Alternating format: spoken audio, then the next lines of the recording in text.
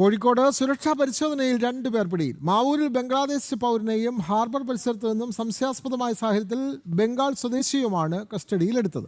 മുഹമ്മദ് ഹസനിൽ നിന്ന് ബംഗ്ലാദേശ് തിരിച്ചറിയൽ രേഖകളും പണവും കണ്ടെത്തിയിട്ടുണ്ട്. ഇരു സംഭവങ്ങളിലും വിശദമായ അന്വേഷണം പുരോഗമിക്കുകയാണ്.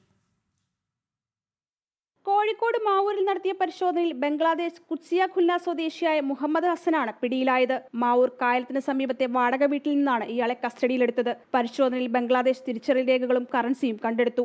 ഇയാൾക്കൊപ്പം മറ്റൊരു സുഹൃത്തും ഉണ്ടായിരുന്നതായാണ് പോലീസിന് ലഭിച്ച വിവരം. ഇയാൾക്കായുള്ള തിരച്ചിലും ഊർജിതമാക്കിയിട്ടുണ്ട്.